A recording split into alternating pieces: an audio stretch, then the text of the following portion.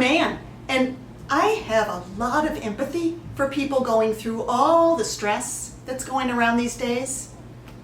The people I have maybe the most empathy for are parents of young kids.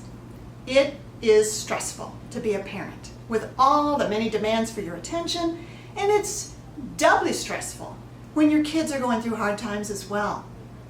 So I'm super grateful that some of the things I teach for moving from stress to calm can actually move down the line from me to a parent to a child and help that child find calm in the midst of stress, and of course help that parent too.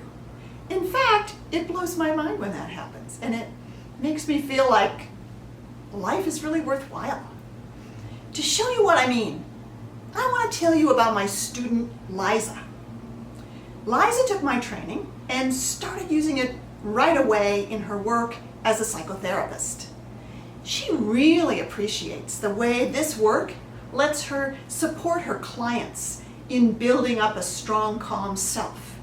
They're able to turn toward stressful feelings as parts of themselves rather than all of them. If I am scared can become something in me is scared, then it's much easier to be self-compassionate and calm and also curious toward the scared feeling so that self-exploration can happen.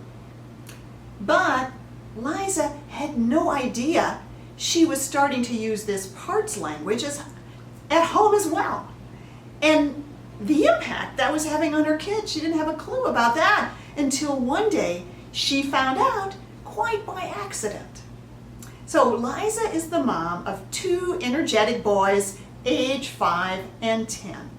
And naturally fights occur, right? And Liza tries to teach her kids about alternatives to hitting when they get angry with each other. And it's not always easy because in the heat of the moment, our feelings take us over, and that happens to kids as much as to anyone else. But she tries. So one evening, the 5-year-old hit the 10-year-old, and Liza called a timeout and took little Lucas into a room apart from his brother. She talked to him about how he was feeling frustrated. She knew that, and it's okay to feel frustrated, but we can't hit. So he was calming down and nodding, and he seemed to understand, but she wasn't sure. So then she asked him what other things he could do when he felt frustrated. And he said, maybe I could turn to that part. And she's like, what? Liza nearly fell over, and she asked him what part he was talking about. He said, well, the part that feels angry. I can say to it, I hear you feel frustrated, and that's okay, but we can't hit, so let's find something else to do.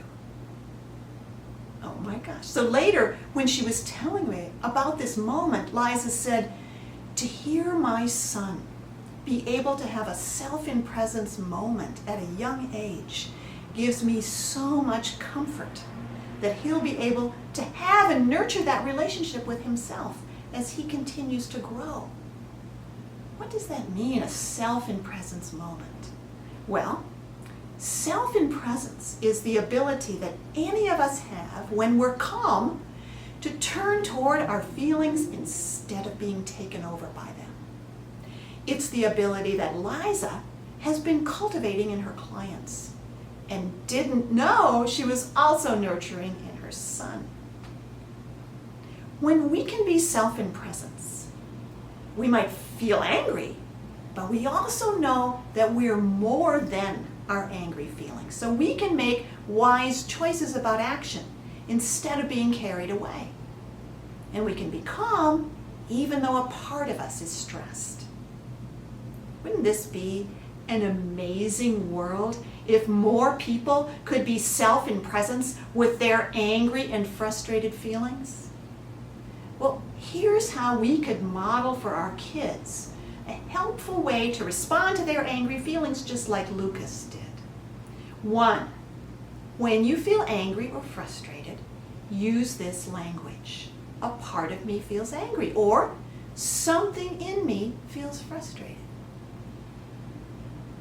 2, say to that part of you that you hear how it feels. I hear you feel frustrated, and that's okay. And 3, draw a clear boundary and offer alternatives. Like, we can't hit, so let's find something else to do. Well, that's so simple and so amazing. Liza is teaching her kids to be accepting toward their feelings because she knows from her work as a psychotherapist that suppressing feelings doesn't work, and neither does letting them take us over and acting them out. And she's also teaching her kids to grow their ability to be self in presence. That's that strong, balanced self that can make the wise choice not to hit when you get angry. And that feels so much better. It's the major way that stressful feelings can relax and become calm. Hey, you can try this yourself, whether you're 5 or 95. This will work for you. So what are those 3 steps again? 1, when you feel angry or frustrated, for example, use this language. A part of me feels angry, or something in me feels frustrated. 2, say to that part of you that you hear how it feels. I hear you feel frustrated. I hear you feel angry, and that's okay. And 3, draw a clear boundary and offer alternatives, like we can't hit. And if you're an adult, that might be something like, we can't write flaming posts on social media, so let's find something else to do instead. I love how kids can teach us so much. One of the things I learned from Liza's son, even though I've never met him, is that a 5-year-old can understand and use these simple but powerful methods for shifting our relationship with stressful feelings. That makes me humble, and it also inspires me, and I hope it does that for you too. I hope you try this today, and that it changes your day. And here's to you, having a more peaceful life.